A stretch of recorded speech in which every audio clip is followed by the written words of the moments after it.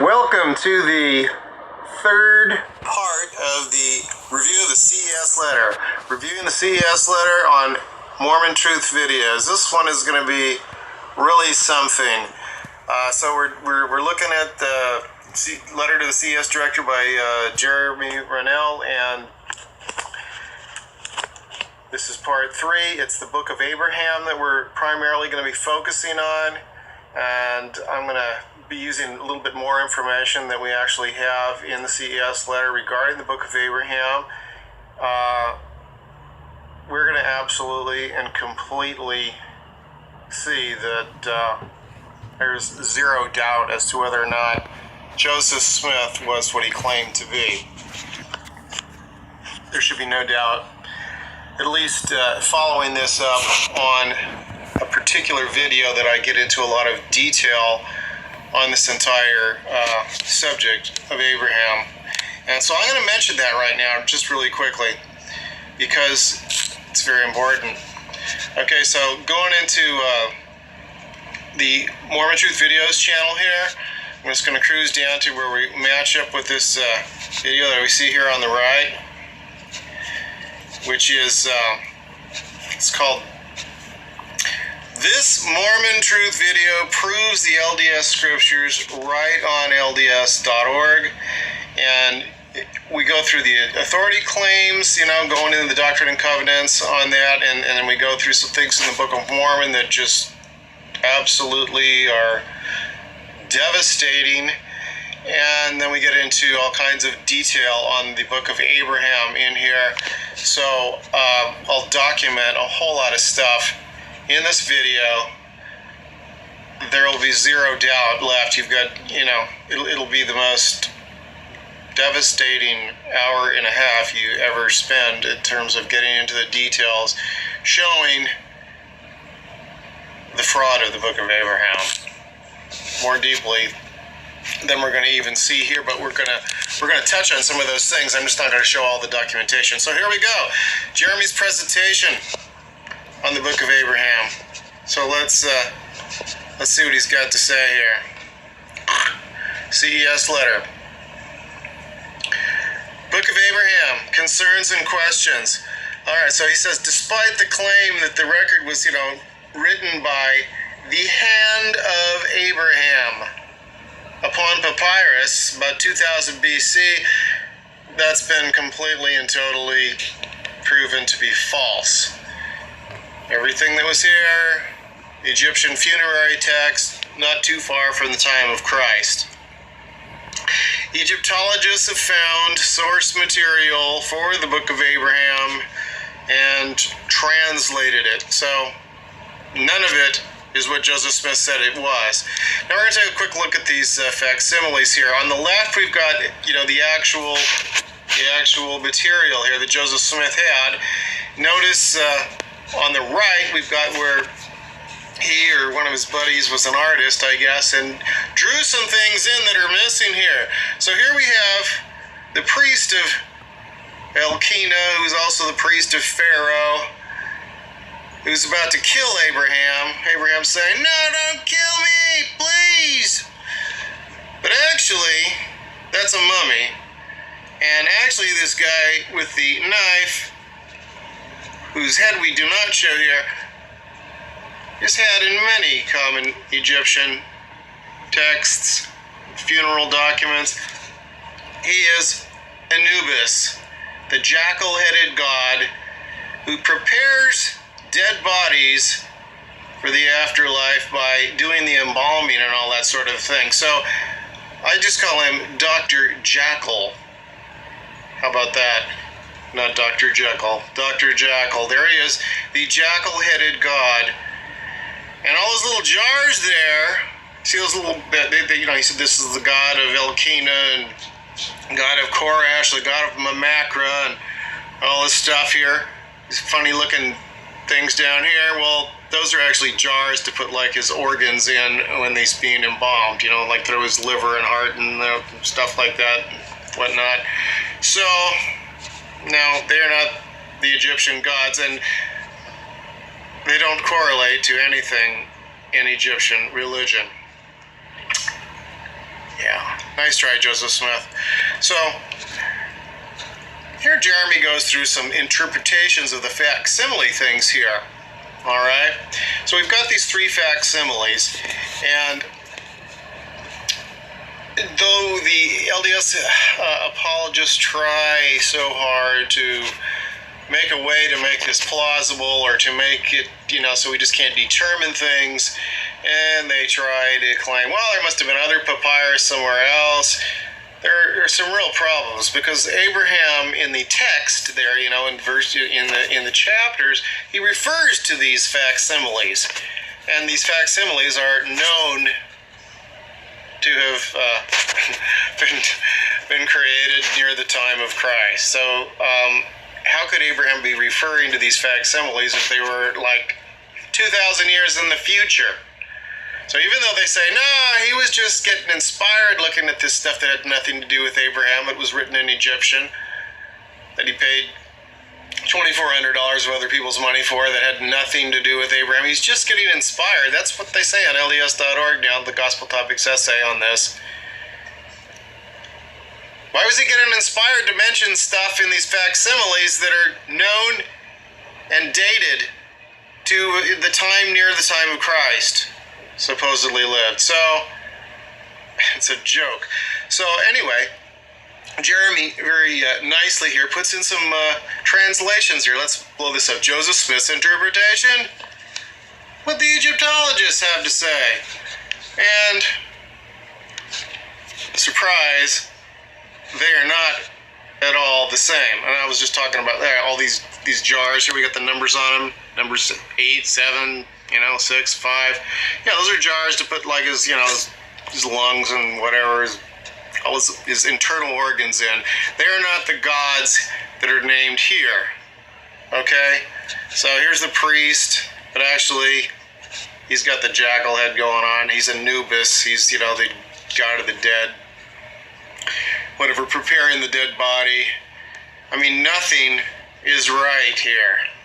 Nothing is right. See, it says Anubis there for number 3, but Joseph says that's the priest who wants to kill Abraham. His thing is completely and totally fabricated. Okay, and here's talking about Anubis again, and they've got these other shots of Anubis and other Egyptian literature. Kind of weird now. Anubis looks like he's got a pretty good tan going on, except for in figure number 2, he's a white guy.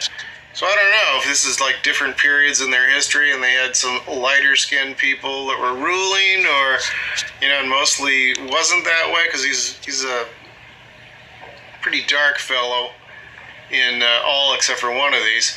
But as you can see, he's not killing anybody. He's dealing with a dead guy there, a mummy. Oh, by the way, when Joseph Smith got these things, yeah, they were with mummies. They were with mummies. And Joseph Smith, by the way, said that not only did these papyrus, did these writings, were the writings coming from the hand of Abraham, which is completely and totally false now, and even the church has basically said that that's true, so they're already calling him a liar, but they try not to focus on that. They try to draw our focus away. It also said that the writings of Joseph, the great patriarch who was sold into Egypt by Judah, the first Jew, and the rest of his brothers. Had to get that in there. Cheap shot, huh? But that's what it says. Anyway, what happened to those? They paid all that money and didn't even get inspired to give us the writings of Joseph. Now you might ask why. We don't pay attention to that. The LDS apologists and these essay writers, they try to draw our attention away from particular issues. Now when we get into the Book of Abraham,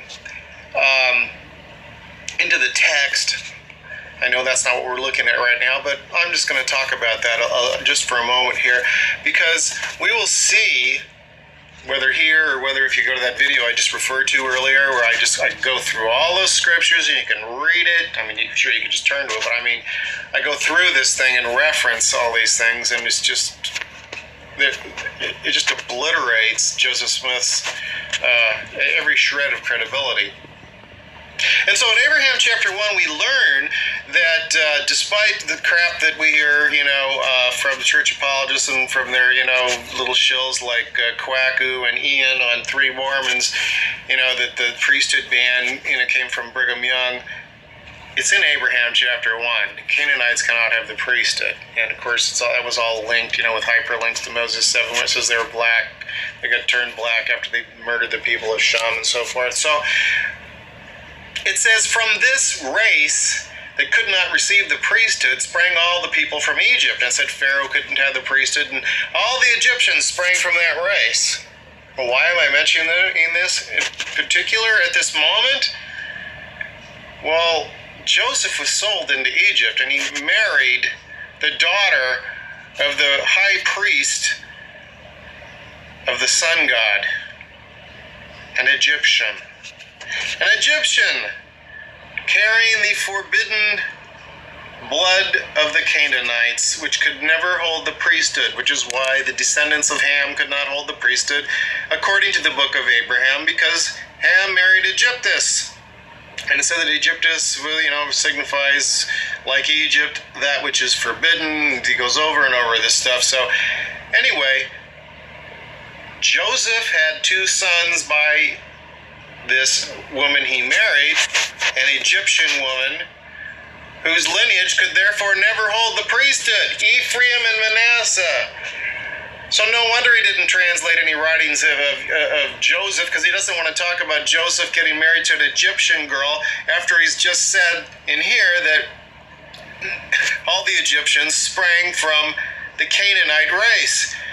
So Joseph Smith cannot have the priesthood according to his own theology in Abraham chapter 1. Ever thought about that?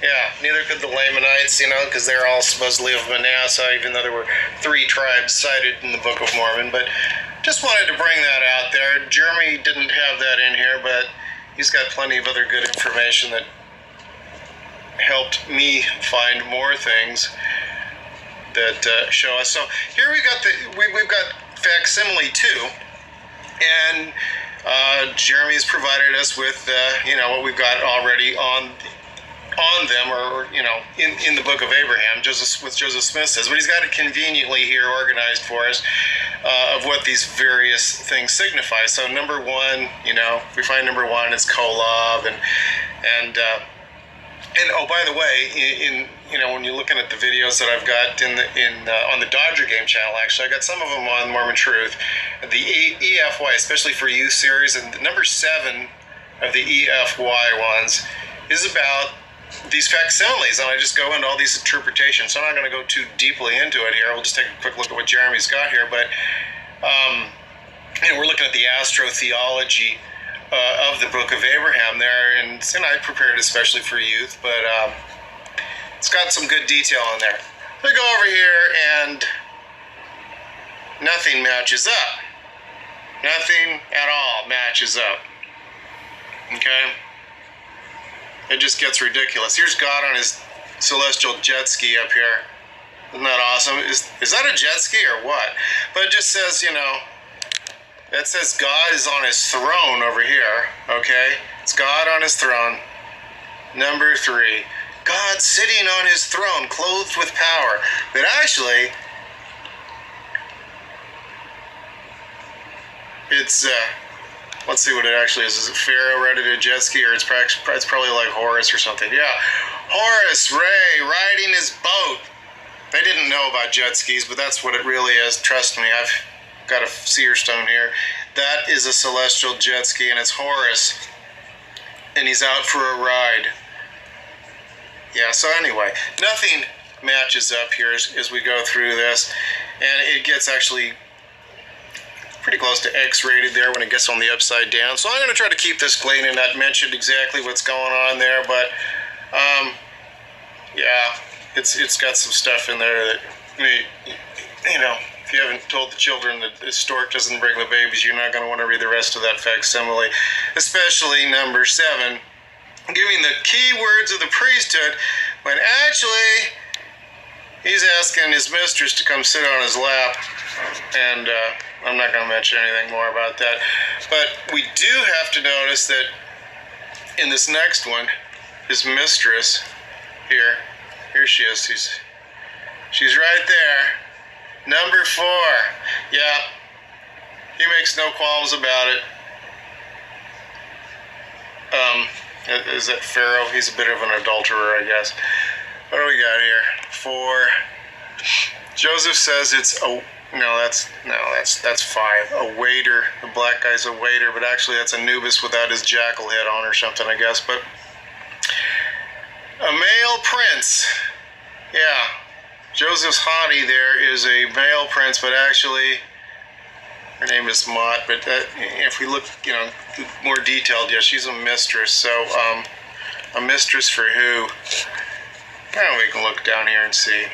Is it for Pharaoh or for one of the gods? I think it's one of the gods. Let's go. Number 4. Prince of Pharaoh, King of Egypt, says Joseph Smith, is written above the hand.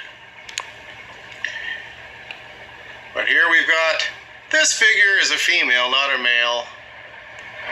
The mistress of the gods. Wow. She's the mistress of the gods. So the Egyptian gods have mistresses. They're not too worried about that whole law of chastity thing. Okay, in the afterlife, your wife is still getting cheated on in Egyptian religion, I guess. So, anyway, each and every one of these, of course, Joseph Smith is not showing us the same interpretation that the Egyptologists are showing us. Sorry, Joseph Smith. And not only that, Joseph Smith did an Egyptian alphabet. And that's right, if you guessed that they're all wrong, you were correct. Everything he did with regard to the Egyptian alphabet, which he copied stuff off of here and then he gave us an interpretation in English, it's all total hogwash. Alright, so let's see what Jeremy basically says, what we've just gone over here. Facsimile 1, the name is wrong. Abraham, the scene is wrong. The gods are wrong. Everything, the gods were like the jars where he stuck like his guts in and stuff. So this just goes through here and just tells us everything is wrong. Facsimile 3, here we just went over that. Joseph says it's an Egyptian god. He misidentifies the Egyptian god of Osiris as Abraham. He says that Pharaoh, he says it's Pharaoh, but it's really Isis. So he gets, male-female thing. He can't figure out a guy from a girl. Wow. Well, hope he didn't have that problem in Nauvoo. If we look at what he did with the Danites and the spiritual wife system in that series there, it's horrendous. So he chased the girls, but he can't figure out what a girl is in Egyptian hieroglyphics, apparently. So he misidentifies the Egyptian god Mott as the prince of Pharaoh. So that's basically everything we already said. Or was actually a waiter, and the mistress was some guy. So I hate to say Joseph Smith's clueless, but clearly he was very clueless. Okay, so here now he gets into the fact that he looks into the astrotheology and says some of the things Joseph Smith said seem to be some ideas that were popular in the 19th century. How about that? Just another coincidence. Stuff from Joseph Smith's era is, some of the prevailing scientific thought happened to find its way in here. And interestingly, of course, we find that in the astrotheology there that, the sun gets its light from Kolob, borrowing it. Now, Kolob's supposed to be in the center of the galaxy. So somehow our sun is getting its light, borrowing it from a star in the center of the galaxy. Yeah, okay. So Joseph Smith's got some pretty different kind of science. We got some, scientists were basically saying that he's full of it, and then we get to, there's several quoted here that are just saying it's ridiculous, the kind of stuff that Joseph Smith made up. It doesn't seem to go along with anything that they believe now is accurate science. Maybe that's, maybe it is or it isn't.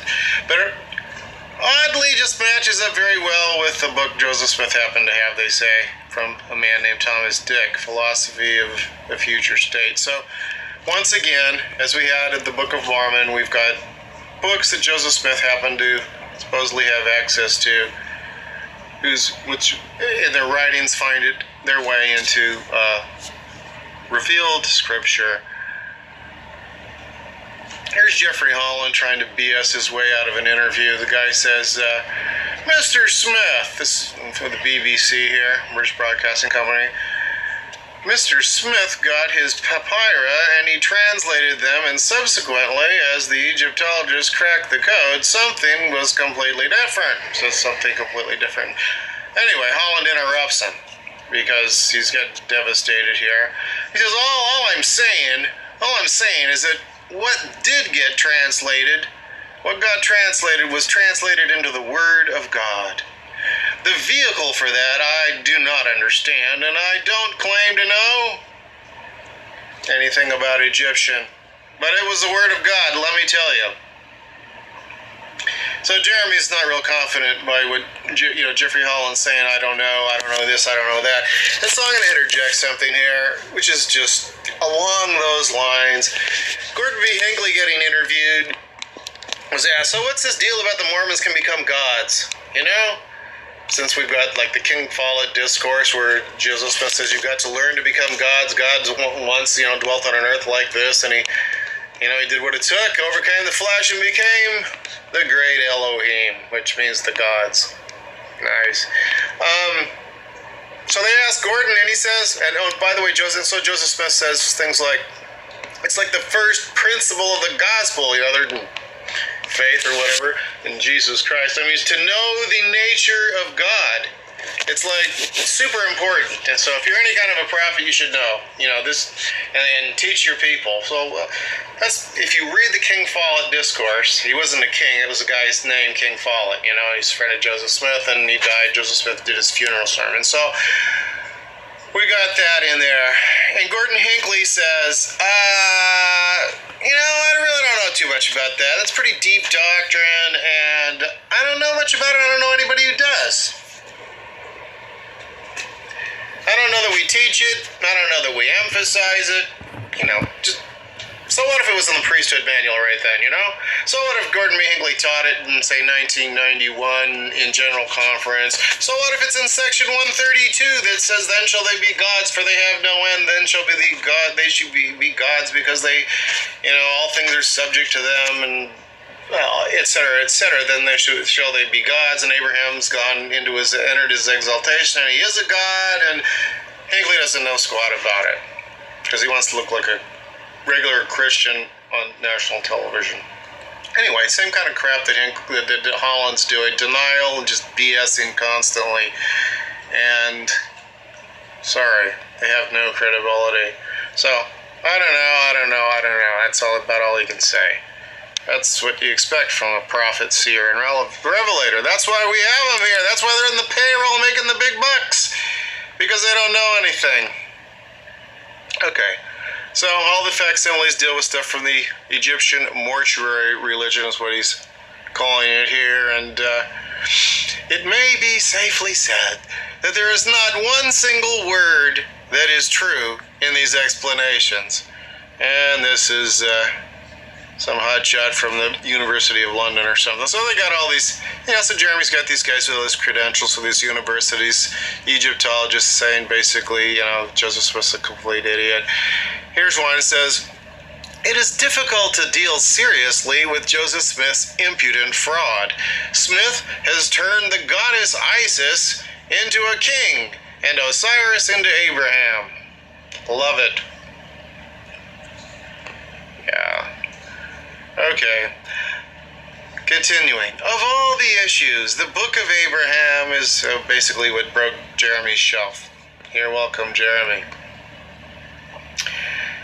Okay, and then he gets into the polygamy thing. So, I wanted to get into some of the issues that I got into more deeply here, or that he has not gotten into, which I got into in my video that I just mentioned here, in this one here. So I'm just going to go through a little bit of it here. Do this video proving the whole scene through the scriptures, mostly through the scriptures. Some things are not just in the scriptures.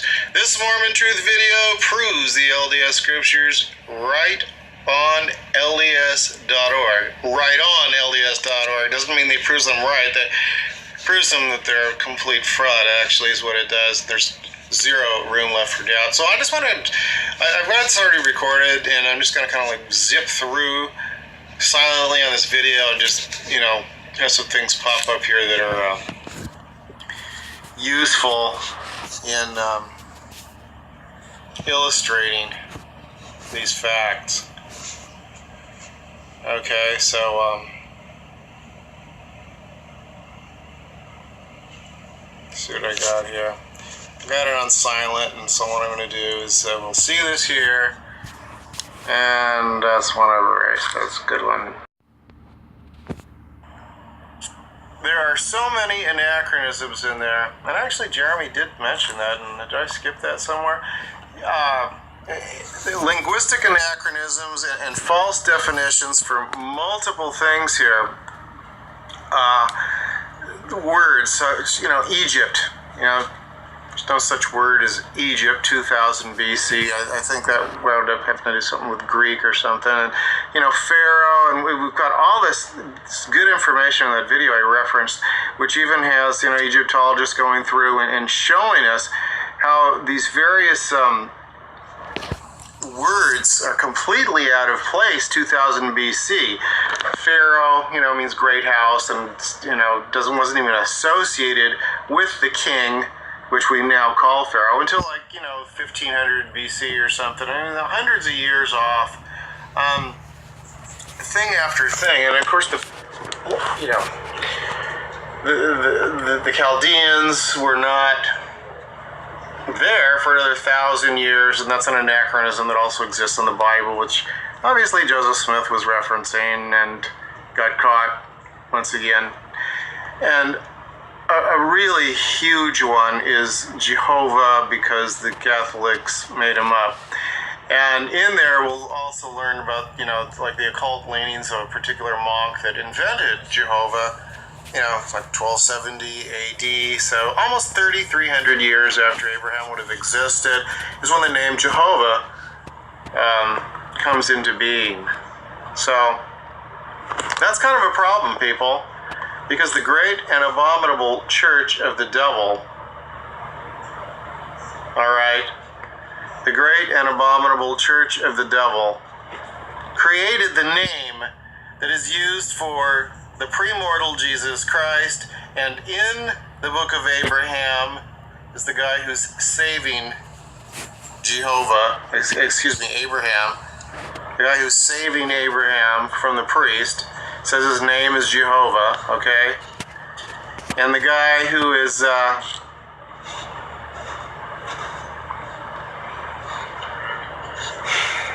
saying he is a god was invented by the Catholics, the Church of the Devil. And Jehovah, Jehovah doctrine was preached by Satanists, you know, in the early, you know, America. Charles Taze Russell, those guys. There's a lot of really great information, but he didn't exist. So how is he in the book of Abraham? How is he in the Book of Mormon? How is he in the temple when the Catholics invented him long after Abraham, long after the Book of Mormon, and he didn't exist in the pre-existence? So, sorry. It's all a pack of lies.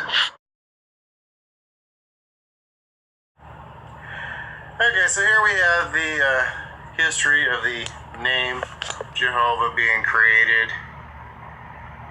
You know, they didn't want to call Yahweh Yahweh because he got mad and kills people if he gets pissed off, and they just called him a title like Adonai, which means my Lord, or Elohim, which means the God. So anyways, Catholic who was converted from some other occult bullshit.